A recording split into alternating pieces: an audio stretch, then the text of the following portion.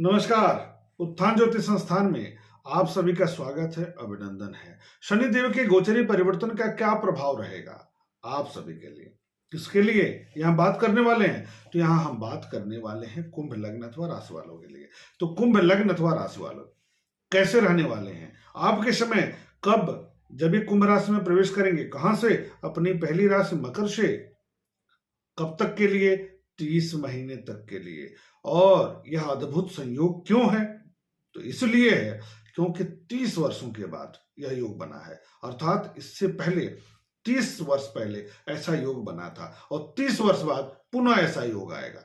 तो है ना अद्भुत संयोग? आपके जीवन में एक या दो बार ही ऐसा संयोग बन पाएगा। तो बहुत ही ध्यान से समझिए कि यह गोचरी परिवर्तन आपके लिए क्यों खास है। आप कुंभ लग्न के हैं तो आपके लिए क्यों खास है, आप कुंभ राशि के हैं तो आपके लिए क्यों खास है, इसको समझना है। बहुत ध्यान से समझिएगा। खास इसलिए है कि आपकी मध्य 7.5 भाई। अब आप कहेंगे कि 7.5 चढ़ गई हमारे ऊपर, अब क्या होगा? तो भैया मध्य 7.5 है और कर्म सही है तो आप राजा हैं। तो ध्यान रखना है, कर्म आपके अच्छे होने चाहिए, विचार आपके अच्छे होने चाहिए, देश हित में आपको अच्छा करना चाहिए। तो क्या क्या करेंगे? लग्न पर जाएंगे, लग्न भाव पर जाएंगे, राशि के भाव पर जाएंगे। तो आप सभी जानते हैं कि जब केंद्र में स्व राशि के शनि होते हैं, उच्च के शनि होते हैं, तो सस नामक पंच महापुरुष योग का निर्माण होता है। तो पंच महापुरुष योग बन रहा है, वो खराब हो जाएगा? नहीं भाई, नहीं खराब होगा, बहुत अच्छा होगा। लेकिन कैसे देखेंगे?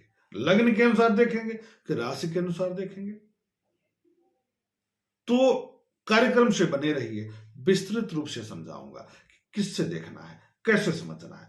तो यहां जब ये राशि पर लग्न पर जाएंगे तो क्या करेंगे? तो लग्नेश का स्वग्रही होना बड़ी बात है भाई। क्या करेंगे?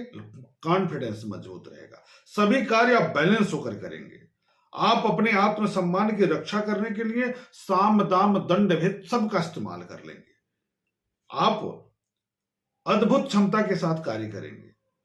आपका मन बहुत शांत रह करके, बहुत ऊर्जा के साथ कार्यों में लगा रहेगा। तो कहां से गड़बड़ हुआ?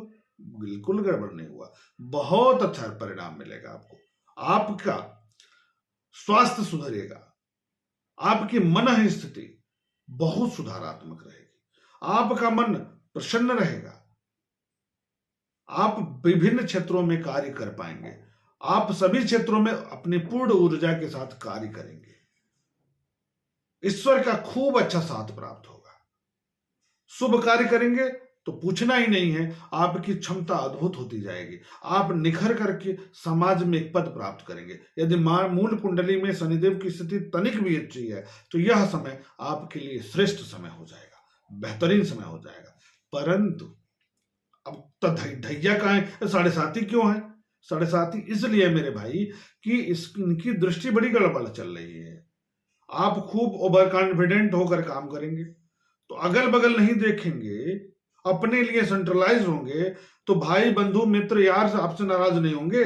बिल्कुल होंगे। तो तीसरी दृष्टि इनकी भाई बंधुओं मित्रों यारों के भाव पर पड़ेगी, तो सामाजिक क्षेत्र से आपको काट देंगे ये, आप अपने पर सेंट्रलाइज हो जाएंगे। अब आपको यह समझ में आएगा, जब ये मकर राशि में थे तो आपको समझ में नहीं आ रहा था कि हमको जीना किसके लिए है।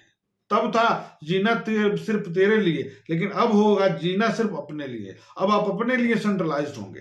तब आप समाज के लिए कर रहे थे, अब आप अपने लिए कर रहे हैं। तो अपने लिए जब करेंगे तो जाहिर सी बात है, मित्र यार दोस्त भाई बहन सब नाराज होंगे कि अपने पर ध्यान देते हैं, मेरे पर ध्यान नहीं देते। तो वह क्षेत्र आपका कमजोर हो जाएगा, सामाजिक दायरा घटेगा, सामाजिक क्षेत्र कमजोर होगा। यह है 7.5 का प्रभाव। अब जब आप अपने पर सेंट्रलाइज होंगे, अपने पर का विकास करेंगे, सप्तम दृष्टि पड़ रही है दाम्पत्य भाव पर, तो दाम्पत्य भाव तनावपूर्ण होगा कि हमारे पर समय देते नहीं है, हमारे बारे में सोचते नहीं है, अपने व्यापार के बारे में सोचते हैं, अपने कार्यों के बारे में सोचते हैं, अपने लक्ष्य के बारे में सोचते हैं, अपने शरीर के लिए सोचते हैं। तो निश्चित तौर पर यह कमजोर हो जाएगा। तो जीवन साथी से मनमुटाव, जीवन साथी से टकराव, साझेदारी के कार्य में है, आप अपना काम चालू कर दिए, अपने व्यक्तिगत काम करने लगे, तो साझेदार आपका पार्टनर जो है नाराज होगा, तो यहां से तनाव हो सकता है। साझेदारी को कार्यों में तनाव की स्थिति, दाम्पत्य जीवन को लेकर तनाव की स्थिति, ध्यान नहीं देंगे तो प्रेम संबंध भी खराब होगा, ध्यान नहीं देंगे तो उलझन की स्थिति उत्पन्न हो जाएगी। और जब आप अपने पर सेंट्रलाइज होंगे, कुछ नया कार्य करेंगे, तो जो पुराना कार्य था उससे मोह भंग होगा, तो वहां भी दैनिक आय में यानी उस क्षेत्र की आय में थोड़ी सी कमी हो जाएगी। यही तो है साढ़े साथी का प्रभाव कि थोड़ा सा पराक्रम, थोड़ा सा सोशल दायरा, थोड़ा सा लोगों से अलगाव और दाम्पत्य जीवन में थोड़ा सा टकराव, ये साढ़े साथी का प्रभाव हो गया। अब अगली दृष्टि इनकी राज्य भाव पर पड़ेगी, वृश्चिक राशि पर। सप्तम दृष्टि दसम दृष्टि पड़ेगी ना, तो वृश्चिक राशि पर, तो दसम दृष्टि लगने से कर डालेंगे, तो कर्म खूब कराएंगे, तो आप अपने कार्यों में खूब काम करेंगे, अपने लिए करेंगे, इसका ध्यान रखिएगा। तो जब अपने लिए करेंगे तो यहां भी आपका जो बॉस होगा उसको लगेगा कि यार ये तो अपना ध्यान दे रहा है, तो कार्यस्थल पर विवाद हो जाएगा, किसी से, अपने बॉस से। सरकारी तंत्र में है तो आप अपने उच्च अधिकारी से, चूंकि ओवर कॉन्फिडेंट रहेंगे तो आप भिड़ जाएंगे, तो वहां भी मनमुटाव हो जाएगा। आप ओवर कॉन्फिडेंट रहेंगे तो परिश्रम क्यों करें, हम कर ले जाएंगे। तो इस गफलत के कारण आपकी कार्य क्षमता में कमी महसूस होगी, कार्य क्षमता घट जाएगी। तो जब कार्य क्षमता घटेगी और कॉन्फिडेंस ओवर रहेगा, तो निश्चित तौर पर कुछ न कुछ गड़बड़ जरूर होगा। यही ढाई साढ़े साथी का प्रभाव है, और कुछ ऐसा नहीं कि आफत पड़ जाएगी।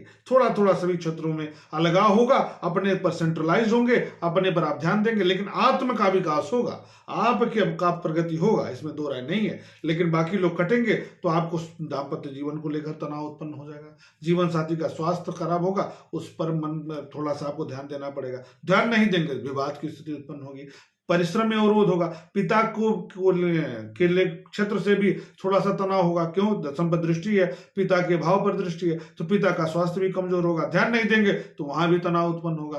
तो इस प्रकार जो यह गोचरीय परिवर्तन है वो आपके लिए तो बहुत सुपीरियर है, बहुत बेहतरीन है, लेकिन बाकी क्षेत्रों के लिए कुछ न कुछ कमी होने के कारण बहुत मजा नहीं ले पाएंगे। यही साढ़े साथी का प्रभाव है। तो लग्न पर भी तो घटित हो रहा है, और उपाय कैसे करेंगे, लग्न पर कैसे करेंगे।